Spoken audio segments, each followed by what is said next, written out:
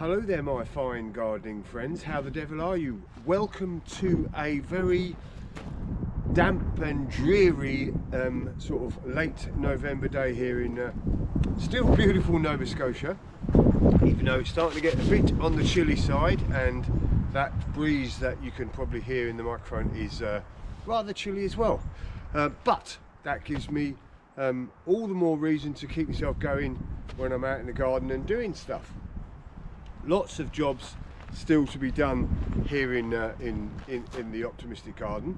Lots of leaves still to be sort of swept up and put away, and as you can see in the corner there, I've got the pile of leaves that I'm going to use for leaf mould for next year, but that's a valuable and free resource that I can use here in the garden. I've got lots of bulbs, daffodils and tulips that I'm still trying to plant up before it becomes you know, hard frosts and too hard to plant. But one of the other things which is a really good time this time of year, all the way really until it becomes the ground comes too hard, and then you possibly do it next spring, is planting shrubs. They're dormant now at this time of year. They've shed all the leaves and they're just getting themselves ready for a hard winter here in Nova Scotia. But it's a good time to actually to plant them. The ground is still soft. They are not then troubled by all their leaves and having to grow, etc. Sort of, they're growing dormant on the top half, but their roots will still grow underground. So a great time to be doing that. Now I have got an area here that I've been sort of creating a sort of a fire area, and I've put down stones and I've got the seats and I've got it circled, but I want to do some other things. In the winter I've got an idea about putting dogwoods in around this area, and I think it would be great because the reds and yellows of the dogwoods that I've got, I think, will play off nicely against the beautiful birch behind there. And when I'm sat or looking out my window at the top there, I can look down and see all the reds and yellows, and when it's like frosty or snowy, that will be even more sort of eye-popping on the sort of monochrome black and white of winter. So I've got some dogwoods that are growing around the back behind the greenhouse there, that I've taken from these dogwoods, as you can see in my that sort of frame my orchard. I took those from original cuttings from a neighbour who was kind enough to give me some cuttings, and they're so easy, dogwoods as well. So those dogwoods, I've taken some cuttings of them, and I've got a few, not too many yet, not enough to do the whole thing, but I can make a start to show you what I'm doing, and also, show you how easy it is to transplant things at this time of year. So why don't we have a little quick look at this bit. I've got a bit of a description here, and then we can get on with planting. So as you can see at the front here, I've got 2 fir trees that are going to frame or stand sentry as you sort of enter, and then I'm going to have an archway, so a couple of uprights there, a couple of uprights there, and an archway above here, and then I'm going to have some sort of pergola that goes around the outside. Not sure how I'm going to completely do that yet, but the point is I want some shrubs also to sort of enclose the area, and my idea is to have dogwoods. So what I'm going to do is plant 3 different dogwoods in the o'clocks. O'clocks, you ask? Well, we've got 3 o'clock, 9 o'clock and 12 o'clock. And so I'm going to dig holes there, and then we'll move on. So I can almost guarantee that when I dig this hole up, I will run into a load of rocks, because they basically grow in my garden. Hence why I have rocks surrounding everywhere, because every time I dig a hole, I have to dig another rock out, so I might as well put them somewhere. So I might as well use them, put them to decorative use. So hence I've got my, I call a Big Bertha, and this will help me lever out any rocks that I have trouble with or that I encounter along the way. So I'm just going to dig a nice big hole at the minute, a decent sized hole, and then I'll see how big the roots are of the dogwoods that I dig up from my nursery in a minute. But I'll get digging. It's a chilly old day.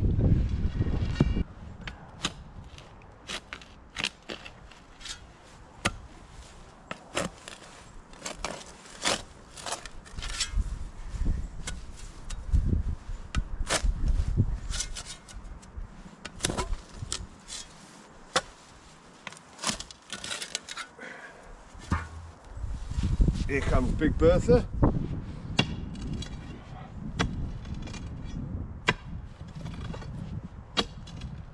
Oof.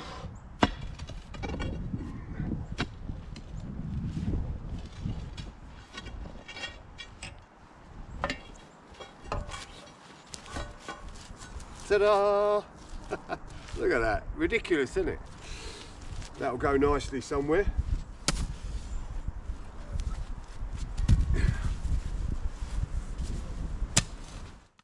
So here are my dogwoods. As you can see, they're starting to get a beautiful winter red colour. It's very striking. I do like them. Definite bit of interest in the winter when there's not a lot of other interest around. And I've got, what have I got here? 1, 2, 3, 4, 5, 6, 7. So I've got 7 there. These are only probably 2 years old, and so you can see they've grown quite quickly. So I'm just going to use 3 today. Now let's dig these out. So I'm going to use my fork to start with, and voila. See if I can leave this out.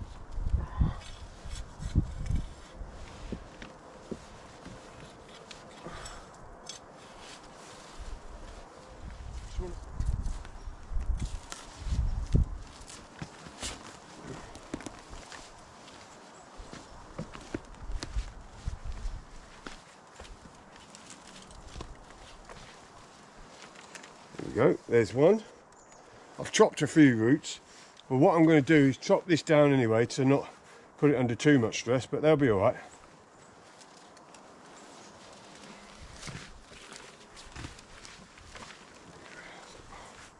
Quite a big, nice little set of roots. Right, I want to get these in the ground as quick as possible, otherwise if I'm not, I want to put them in a bucket of water. So here is the other rock that I pulled out of this little hole here. I've made it quite wide, wider than it needs to be, because I don't want grass competing with the actual shrub for nutrients as it's getting itself going. So what I'm going to do is, once I cover this, I'll mulch that area, and hopefully eventually I'm going to take the whole all the way around here, the grass out of here. But economy of work, of labour, I'm just going to do this little hole at the minute anyway. But so the point is, another great big rock out of a very small area. Now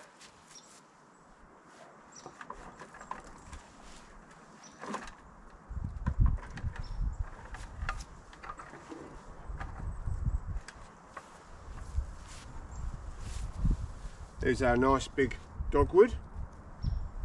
So actually, I want this there. So I want to plant it at the same sort of level as I took it out of as it was growing, which is about here. So I need to put a bit of soil in there, get it going.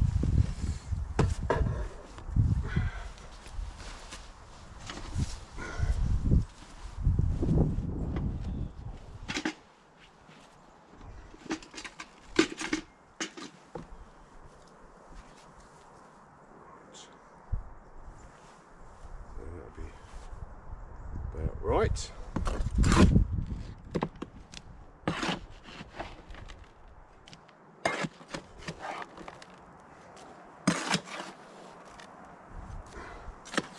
So this is a fairly big hole for this size root system, so everything is nice and loose. But you know, if you've got a bigger root system, make sure the bottom is nice and, you know, loose, so that the roots have got something easier for them to grow into.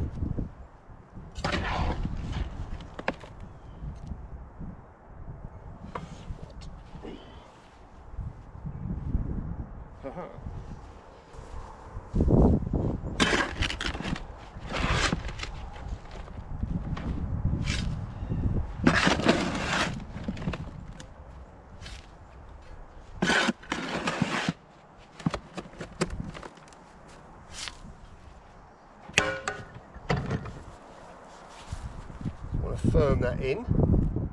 Right, so obviously I haven't got enough soil here because these rocks took a lot of volume up, so I'll have to go and get some more soil.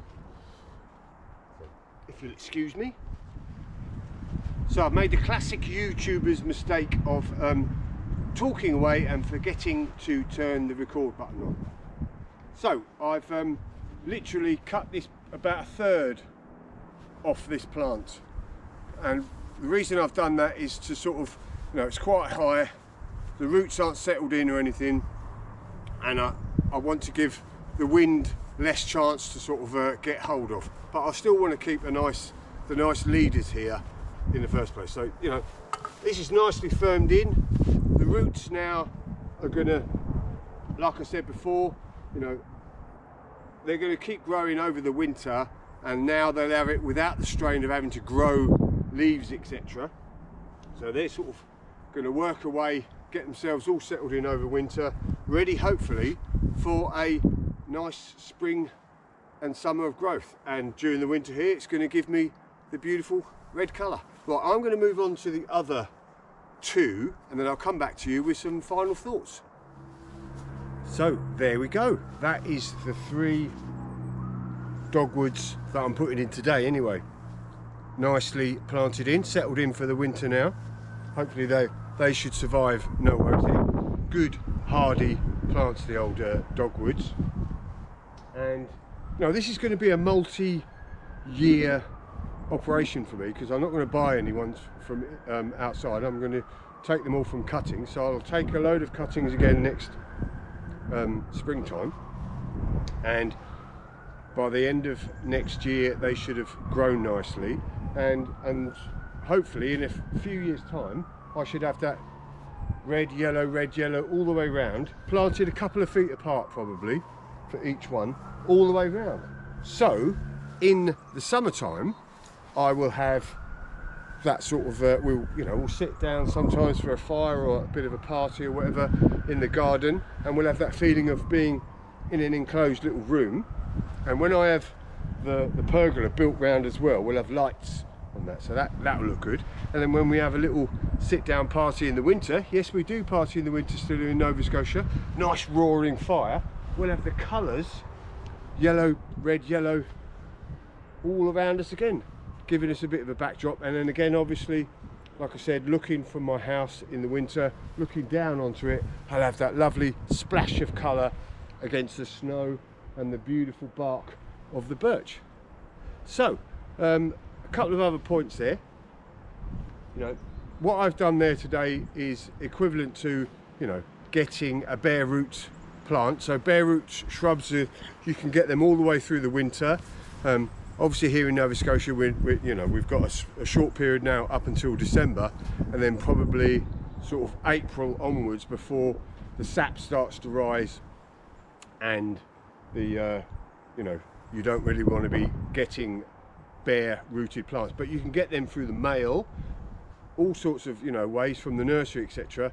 But get them out, get them into the ground as soon as possible, or in a bucket of water, or wrapped round with a sort of hessian cloth, a damp hessian cloth.